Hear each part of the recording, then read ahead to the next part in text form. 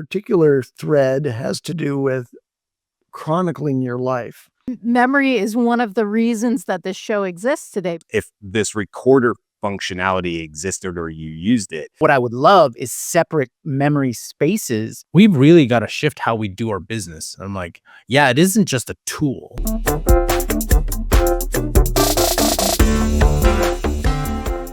Hey, what's going on, everybody? Welcome to the Daily AI Show. Today is November 28th, 2024. And if you're in the United States, yeah, happy Thanksgiving to you.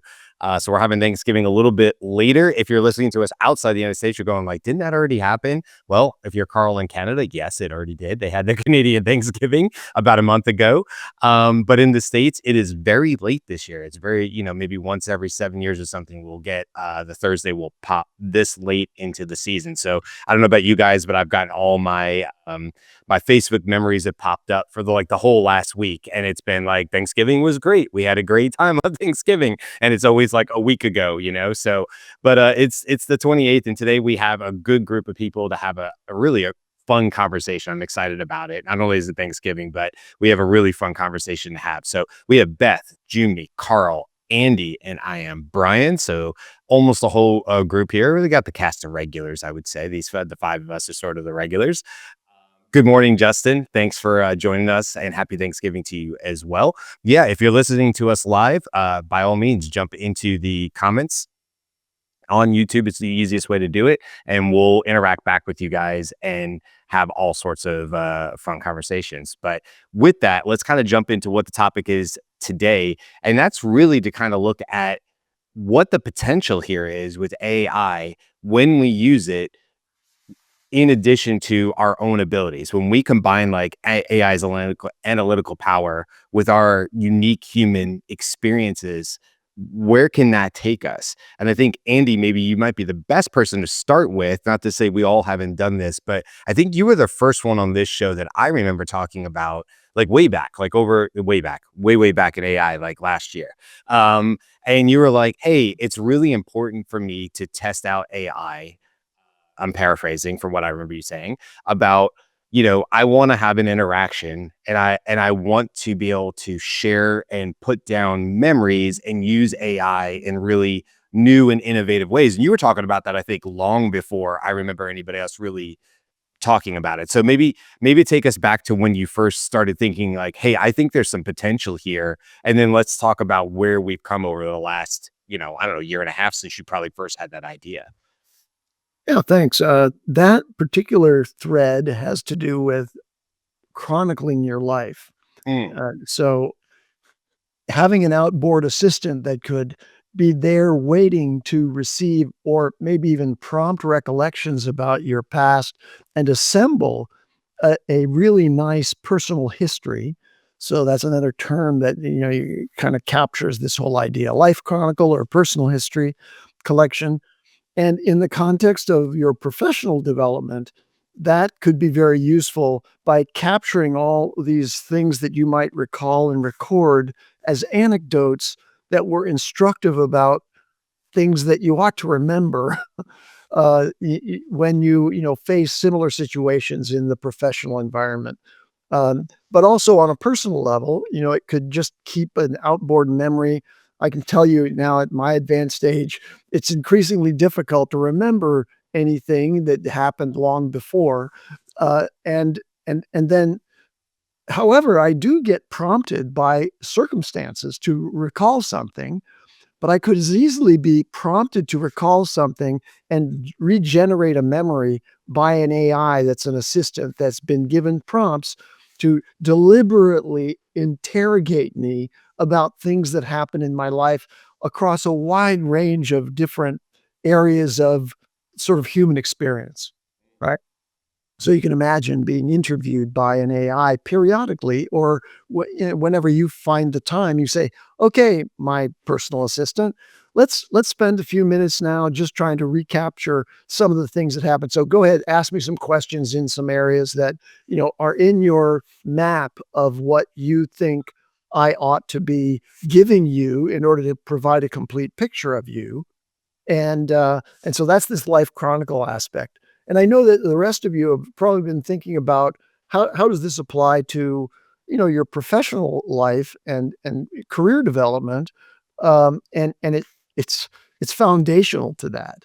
It's like a really good mechanism of delivering wisdom gained to people who are working with you is to be able to provide anecdotes that are relevant to the situation, and based on your experience, convey that even as a conversation starter to trigger the collective deliberation about, what's the best way to move forward here.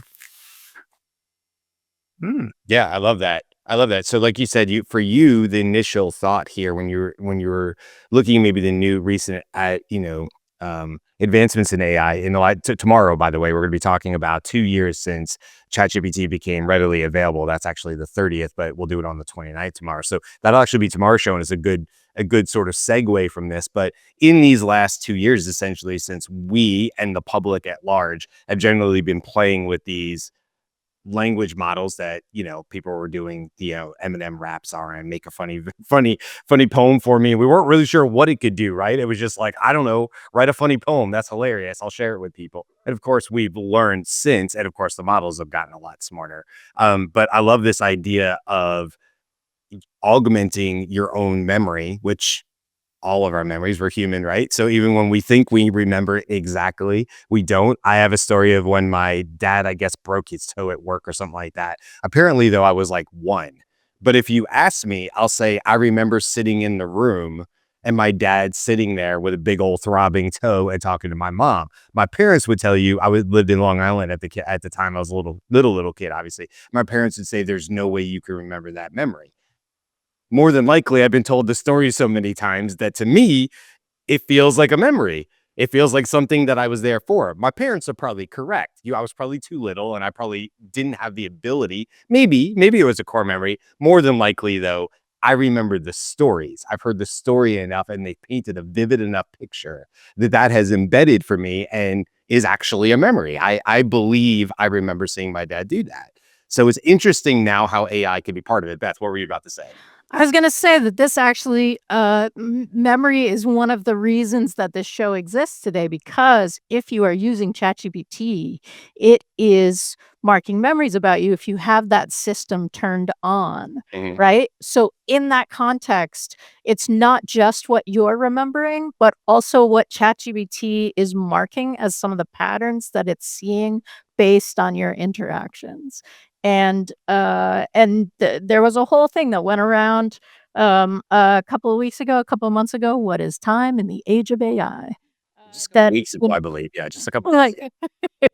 given our interactions, what do you know about me? Right. And that's can be kind of the start of that conversation. Or as Andy was saying, you could do an interview, right? So that then you can give it all the information or memories that you want it to have about you. These are the things that are important to me. This is where I want to go in my career, those kinds of things. And I did a whole conversation yesterday. I was like, cool, I'm gonna share this. Let's just share my screen. And then I was like, wow, you're really reading me, ChatGPT. I'm not sure that so we could share some of that stuff, but it's I was just like, oh good, let's just do it together. No, it's gonna like there are things that it will Okay, share so with I'm you. curious about this, Beth, because like you bring up a good point. There's a good time to bring in Jyunmi and Karl too, and get your guys' feedback on this. Okay, you mentioned the memory feature of ChatGPT, so let's talk about that really quick. I will tell you, in my experience, and this is probably a unique use case because I do consult. Well, we all do consulting work and stuff, but because I am so often in ChatGPT creating fake scenarios for training purposes, I got to tell you, if I don't, and I teach this, by the way, to prune, we used that term the other day. Andy, you used that term, but as a perfect example of pruning, you have to prune the memories because ChatGPT is not smart enough to put the right stuff in there. It's just predicting. You say that all the time, Beth. It's not some big brain. It's predicting based off of the words you have what may or may not be relevant to hold in this memory. For me, it is almost always wrong. And so if I don't go in there and prune, or by the way, I don't know if people know this, our audience knows this, that you can literally say, hey, ChatGPT, add this to the memory, Right. which is a great way to actually control a bit more of the narrative. This is important to me, put it in your memory. And ChatGPT will. You can't, that I'm aware of, unless things have changed since early on, say, ChatGPT, take this out of the memory. For that, you would want to go to the memory settings and just prune, delete it off of there. Or you can wipe, and I've done this many times, wipe the memory clear at the bottom. Thank God they have an all delete all, because sometimes it's so wrong that it's easier to start. But anyway, that might be my use case. Do you guys, because you just brought up this viral thing that went up about what do you know about me? I think people had this assumption that it was reading all the conversations and digging through the deepest archives of ChatGPT and coming up with it. And I'm like, no, it's literally just going to bring what it can pull into memory, because that's its only functionality. So it didn't really work for me. And I think other people are like, wow. And I'm like, yeah, if it's going to say some random stuff like I work for mountain.com and so I don't know, Jyunmi, Karl, Andy, anybody, like, just never. Oh, you got it. Before Jyunmi and Karl comment, I never turned memory on. Mm. So I then asked, when this prompt went around where you say, okay, everything you know about me, give me an evaluation or an assessment of, who you think I am and, what stands out for you, or something along that line. And it had a very relevant response. Did it? So it was keeping something somewhere, or had some experience with me that was beyond the memory. That's interesting. I didn't think it had. I think that just means Andy has been around long enough and famous enough to be put into the training data. I think that's what it is. Andy's in the training data. Andy's just in the training data. That doesn't surprise me at all. Brian, I'm in the same boat as you. The memory never remembers the things that I want it to remember. So I just wipe it periodically or turn it off. Yeah. Right? I used to do custom instructions all the time. Yeah. And now I just turn those on when I want those instructions to apply. Right. What I would love is separate memory spaces that I could have different sets of custom instructions that I could activate, and just turn on or off depending on the kind of work that I'm doing. A better You love complexity. Yeah, well, there you go. So having those abilities in a better UI would be helpful to me. But this goes again back to the integration, having the one location to do all of the things that you want to do. But I'm in the same space. I don't let it off the leash long enough for it to filter out the kinds of things that I would really want to.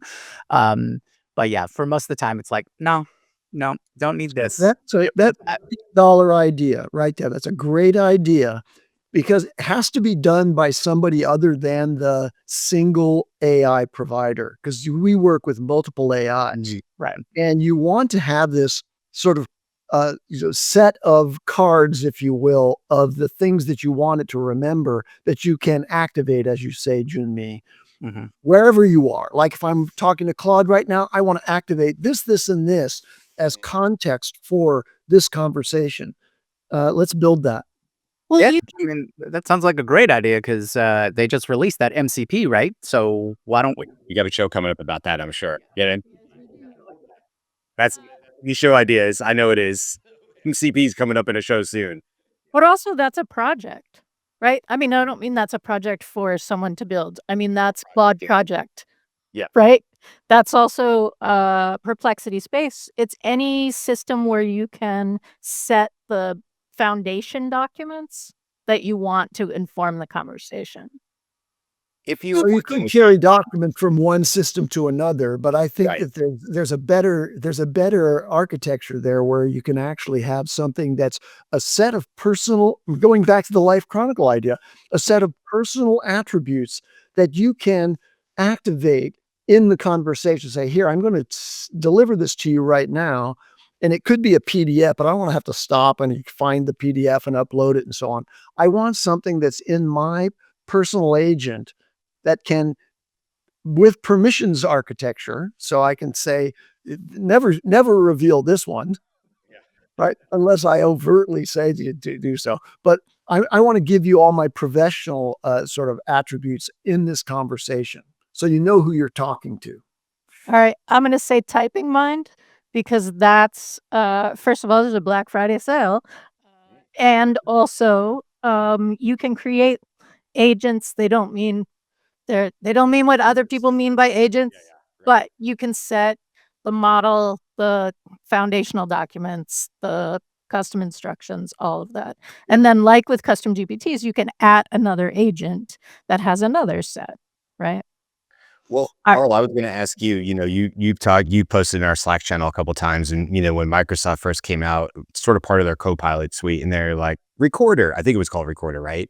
And they're like, look, this is what it's going to do. It's going to record everything that's going on in your browser and stuff like that. And people are like, I don't know how I feel about that. And there was some pushback, and they said, yeah, it hasn't been released that I'm aware of. And they're like, wait, we're going to put some more parameters around and stuff like that. But Karl, if we had something like this, and sitting at your computer and just doing your daily workflows, which you do at 0 to 60.ai, which you do for the Daily AI Show, when you are researching stuff on the internet and generally using these different tools, if this recorder functionality existed or you used it, like in 90 days, do you feel like you would actually have this knowledge document? I mean, to Andy's point, it's not ubiquitous. We're not gonna be able to use it across platform at the moment. But let's just say it created this Google Doc that Claude could then instantly connect to as they just released. Or you could do the same thing with a custom GPT, I suppose. But regardless, if it creates this knowledge document, do you think that would be like hugely beneficial to you?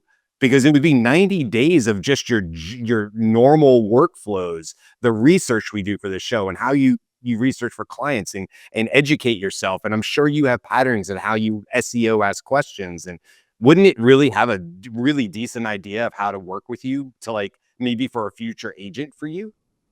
It's so funny when you mention agents, because that's kind of where I was thinking, because yeah, it can like the memory you're talking about, whatever you put in, but like we've seen, we're just waiting for it now. What is the vision aspect?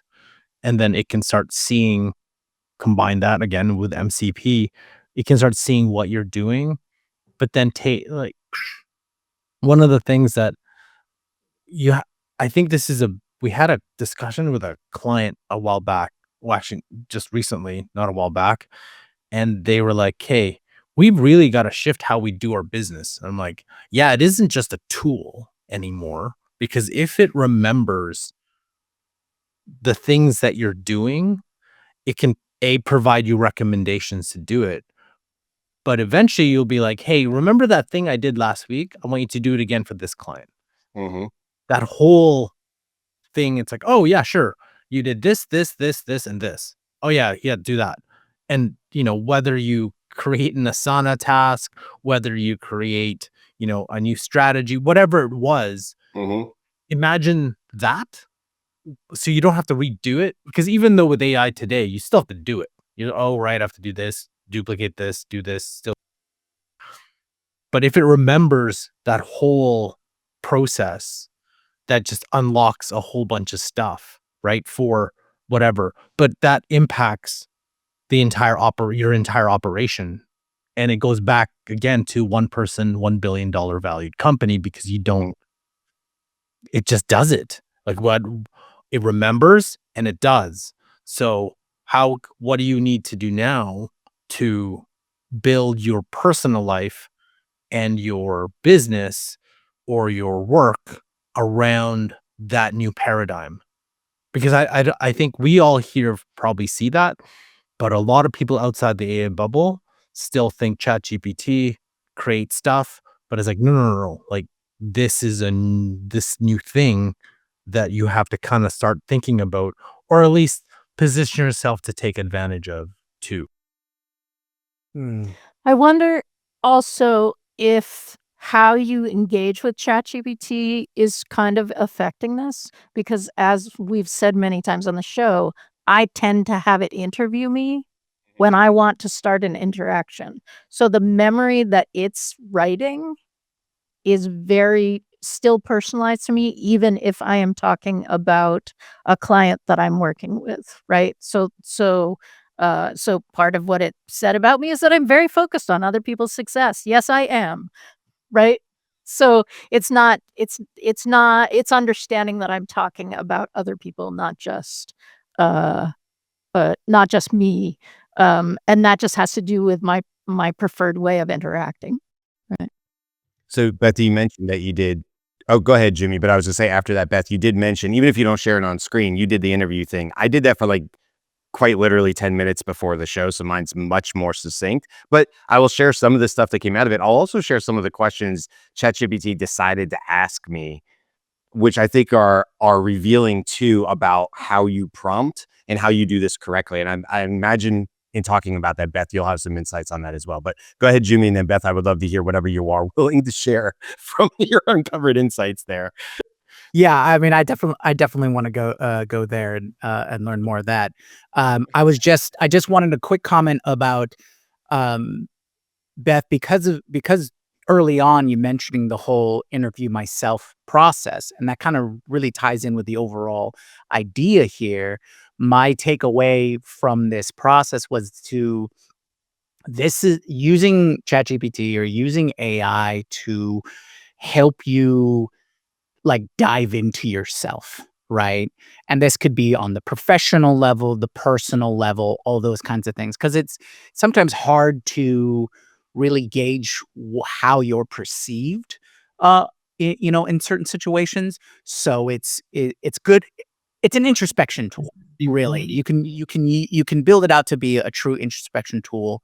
Most of the applications that I've used this is from a business and things like that, but I can see how you can uh, you can have the AI take on the persona of, hey, let's take a deep look and ask you the questions that you did not realize that you should ask yourself to draw out those insights or draw out that information. That's key. And yeah, That's key because if nothing, ChatGPT is a mirror, right? I say this all the time about like LinkedIn too, or pick any social media, but I'll pick LinkedIn because that's the one I'm on the most.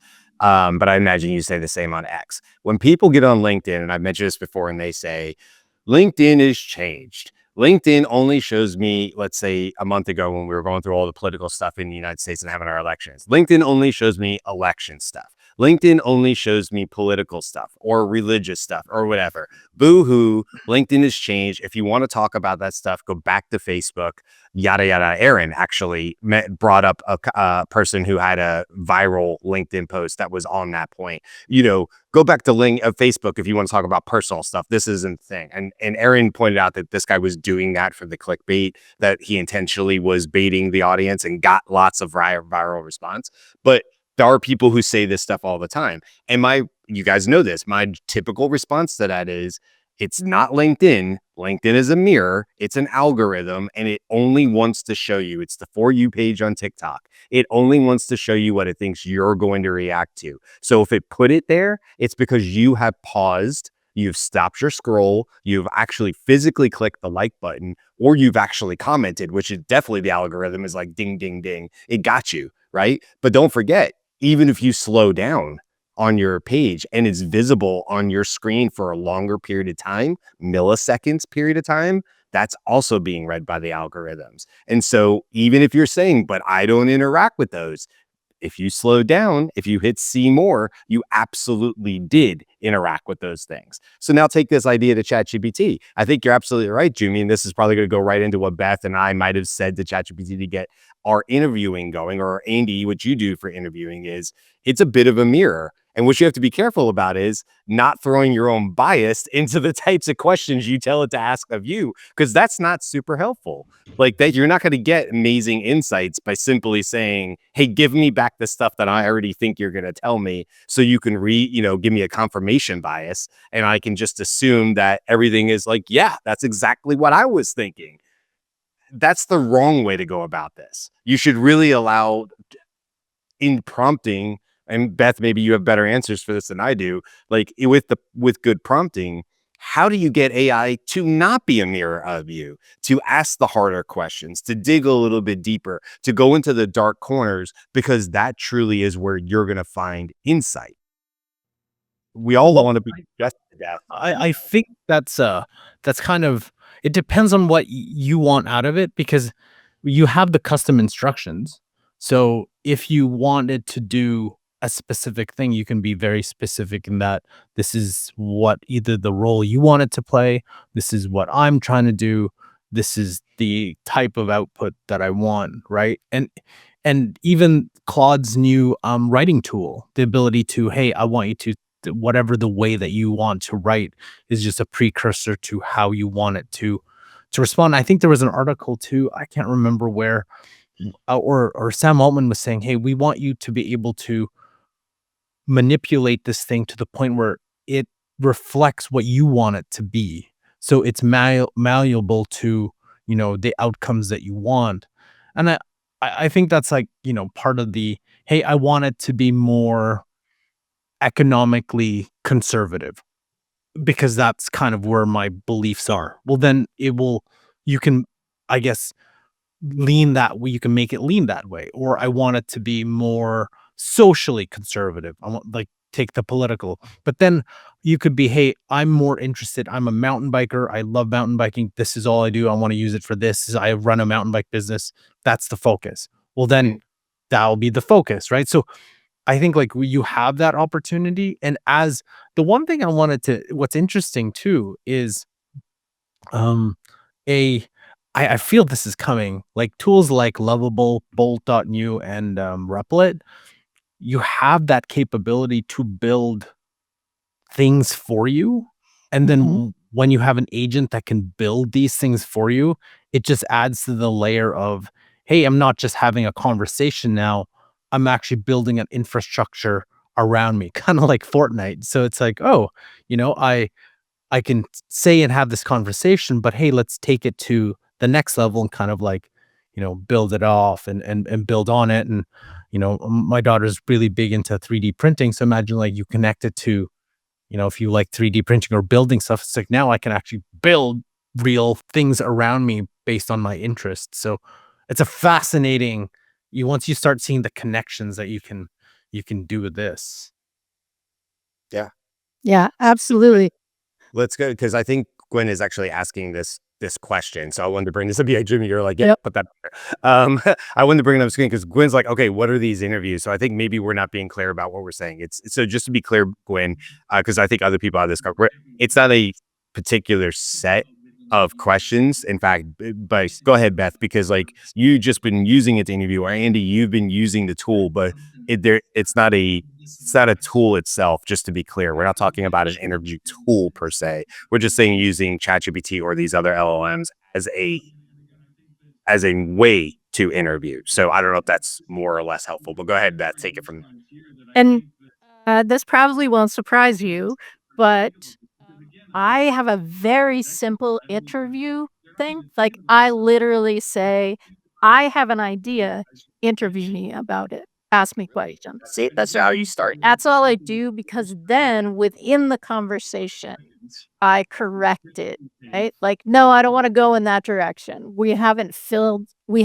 You've misunderstood the motivation for it. So ask me more questions about why I think it's important or what I want to get out of it or those sorts of things. So for me, the interviews are like just start where you are, get the conversation going, and then tweak as you're moving through it. And I use the voice interaction feature because I'm not I say different things, right? I'm not seeing what I'm saying as I'm typing it and editing it in my head. I can just share my answer to that. Yeah. Remember, when that interview takes place, all of the answers that you give it and all the direction are in the context of that conversation. Right.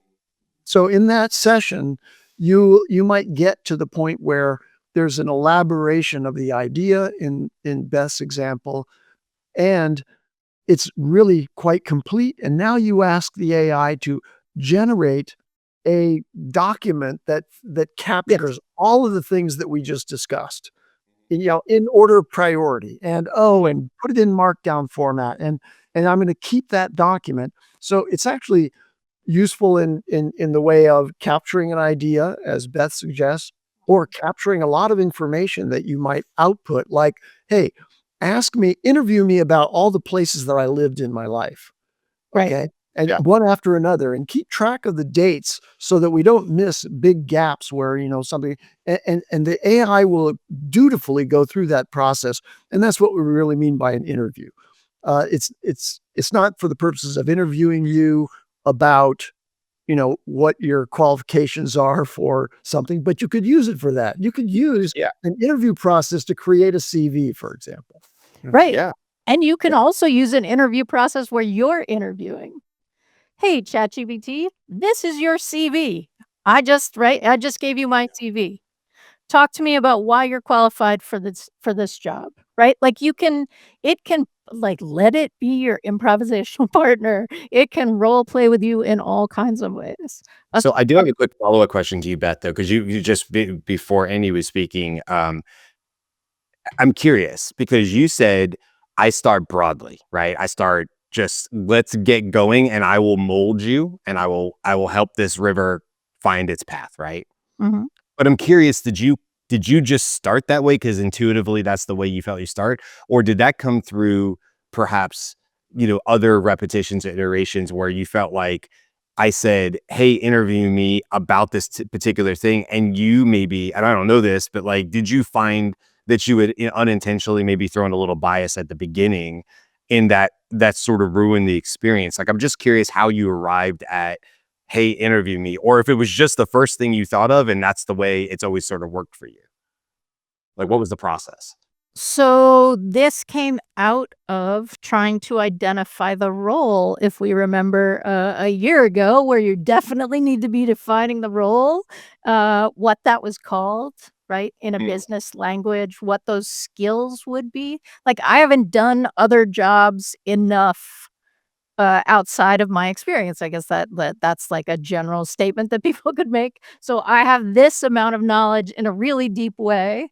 Um, but I don't have I haven't I haven't run a marketing department, right? Like Mhm. there are things that I didn't know how to ask because I didn't know the language that it would use. So I got in the habit of saying, "This is my goal.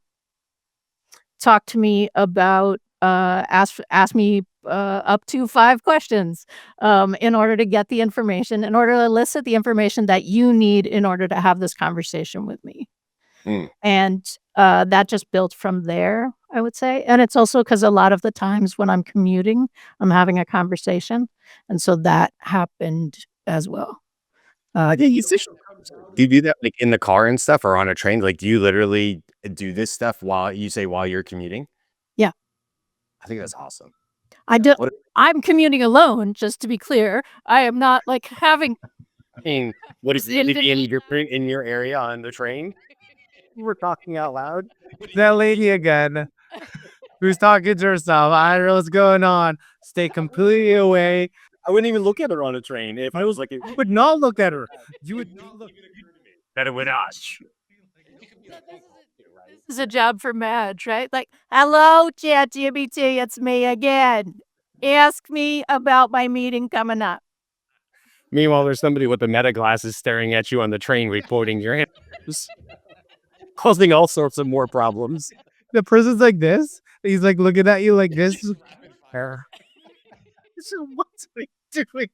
Picture, picture, picture, picture. No, my yeah. Okay, so I will say my quick because mine was quick. And I'm just to throw some contrast to that. I said this is what I said to ChatGPT. Like I said, like literally 15 minutes before the show, because I wanted to, I just wanted to have something to share. And I was like, all right, with the idea to Jumi's point, of that the memory is shot. I was going to use a different word inside of ChatGPT. So to Andy, to your point, let me just get a quick memory going as fast as I can in a context window so that it's relevant, right? By the way, it was updating the memories as it going, so I have to go prune it again. But Nonetheless, so this is interesting, right? Because it's not really what I thought I was going to do. I said, let's play a quick game to see how fast you can get to know me. And then once you think you do, you can start making predictions about things you think are probably right. You ask the questions and I'll provide the answers. Keep the questions fairly short though, so I don't have to type a lot because I wasn't doing this vocal, if I was using voice mode, it wouldn't matter, but I was quite literally typing this out. It goes, got it. Let's go rapid fire. These are the questions it asked me to begin with. Because, I mean, look, you heard the context I gave, and I said, let's play a game. And so I thought it was going to be like, do you have kids? I thought it was going to be life stuff. And this is what it says. Is it goes, coffee or tea, beach vacation or mountain retreat, morning person or night owl, favorite kind of music or artist, dogs, cats, or neither. Neither. Favorite go to comfort food. Yeah, anything sweet. Big group hangout or small gatherings. I'm an extrovert. Introvert or extrovert, a hobby you can't give up, last TV show or movie you love, right? And I was like, yeah, sure, I'll answer those. So I answer those and I'm like, okay, these are surface level questions. Ask me actual questions that made me alike, not something I would find in a People magazine. Because that's the first thing I could think of is like, this seems like something in the back of, does he like me or does she like me? Back in the teen magazines from growing up, could yes, no, yes, no, yes, no. Ooh, your relationship's in trouble. I was like, that's kind of where I felt like we were going with this. So it goes, got it. Let's go deeper. And it also updated the memory. So we'll see about that. Then it's a little better. So what career achievement are you most proud of? If you could instantly master any skill, what would it be? I thought that was a cool question. What motivates you to keep you pushing forward when things get tough? Do you feel like your life has followed the plan you imagined growing up? What's a piece of advice you've been given that stuck with you? If you could spend a day doing anything, no limits, what would it be? That one was an interesting one. That one actually stopped me and got me thinking. Some of the other ones I was like, brr, brr, brr, that's me, by the way, if you're listening to us, that's just me fast typing. So anyway, so it did that. And then it's like, okay, now that I know you a bit better, I'm going to make a couple of predictions. I was like, not bad. Let's dig deeper. It said fair point. Let's dig deeper. Then it got into questions like, did anyone in your family influence the career path you chose? Is there a family tradition or memory that stands out particularly meaningful? Yada, yada, yada. Okay. So we went back and forth a couple more times. And this is what it came up with. And I'll just tell you like what the something you may not know about yourself. And then I don't know. We'll see if we think this is right or not. It says your strength lies in combining creativity with structure. While you sometimes describe your career path as unconventional, this mix gives you an edge in mentoring and inspiring others. You've already shown leadership as a firefighter and through building businesses, but you may underestimate how much people are drawn to your unique combination of optimism, humor, clearly, and pragmatism. AI could help you craft frameworks for communities like your podcast that scale this gift. For instance, imagine AI as your co-creator in developing tailored content, tools, or exercises that help others uncover their potential, essentially multiplying the impact of what you already do naturally. That's not bad. So, Not bad, right? So this brings up a question for me because I didn't get it as a strength, but there was a creativity and structure kind of conversation that it came back to me with. And at a certain point we have to remember AI is kind of like skilled at like psychic cold reading, right? Like, can you like a mentalist or something, Yeah. right? Like, oh, okay, I'm gonna say something really general. I'm gonna watch how you react to it, and now I'm gonna go a little deeper on that, and I'm gonna go a little deeper on that. Yeah, I agree with that. Yeah. Again, it's a bit of that mirror thing. It's like something you may not know about yourself, but also like, let's be honest, none of that was super negative towards me. Something you may not know about yourself. And it starts with, dude, you are on the wrong path. That's something you may not know about yourself. Also, I think you're a pretty shitty friend, and it's like, oh my God. So like, I'm not getting those kind of answers from ChatGPT, which by the way, is a problem because if I truly want an AI tool to going back to the theme of the show, to help me, then that's not all rainbows and sunshine. That's not what that is. A great mentor isn't telling you everything you already think you want to hear. My chief from firefighter days absolutely did not fill me with sunshine and rainbows. That's not what he was doing. More days than not, he was telling me I was screwing up, but he did it with love. He did it with love because I knew deep down he truly cared about my path and he saw me on a path of destruction. He saw me on a path of ruining my own career in so many ways because I was a hothead. I was 20 and I was a hothead. And he saw it and he would laugh at it. And I've told these stories, and he would pull me in his office and make me sit quietly in a chair, literally to protect myself from myself. And then yell at me and tell me how I messed up and all that stuff. Speaking of mentor, Right. I need an AI that does that. And that's something you can prompt. I just popped the prompt that I used. I just used the basic one based on everything you already know about me, profile me, and it gave me a profile. Profile was not blow smoke up me. It was a professional identity, right? AI facilitator and consultant, show host, improviser and educator. Um, specializes in AI readiness training and change facilitation, focuses on helping businesses adapt to rapid technological changes through just-in-time flexible training. Expertise lies in mind shifts, resilience building, and leveraging liberating structures for organizational alignment and adaptability. So on that is excellent language. That is not how I describe what I do. But that's something that I could go down deep in conversation with. So there was a professional identity, there was personal style and strength, leadership approach, communication style, thoughtful, structured, and engaging. We could debate about structured, but good that you see me that way, ChatGPT. I like that.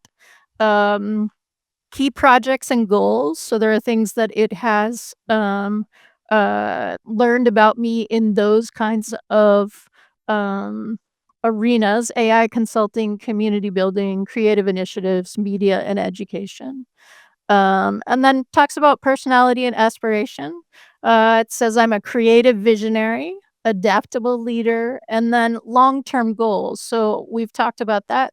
Notable challenges: communicating with clarity and reducing filler words while improving cadence and visual presentation, right? So now we're getting like, ooh, well, that is accurate and also very personal, right?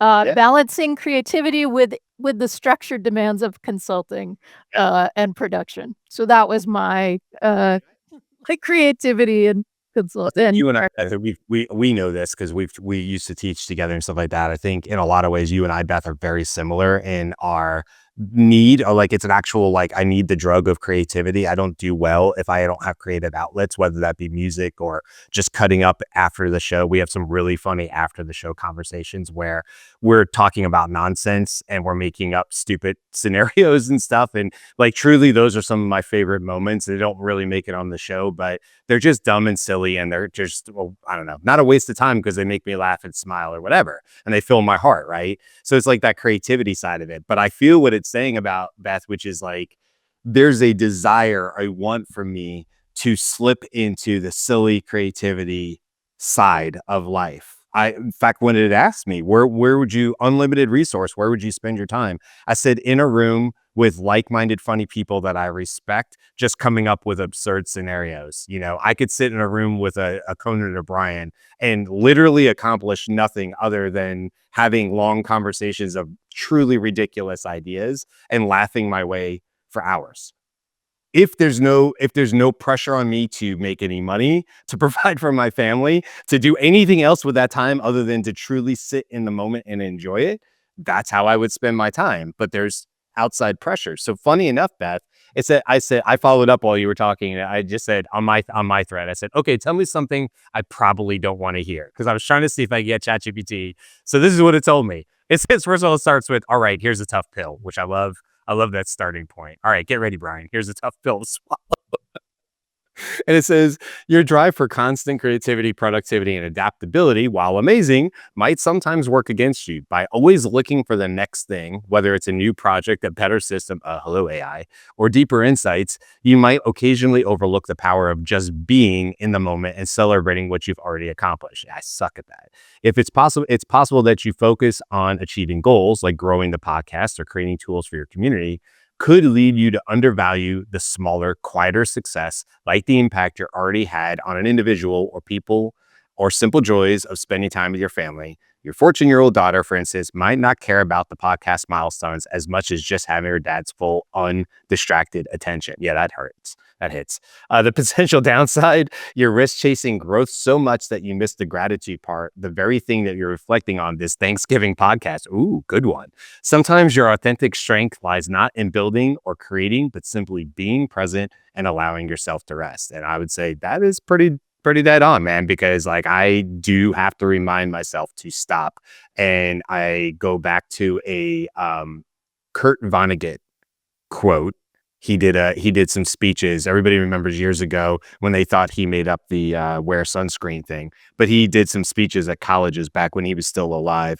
He wrote Slaughterhouse-Five, for those that don't know, and he's a very famous author.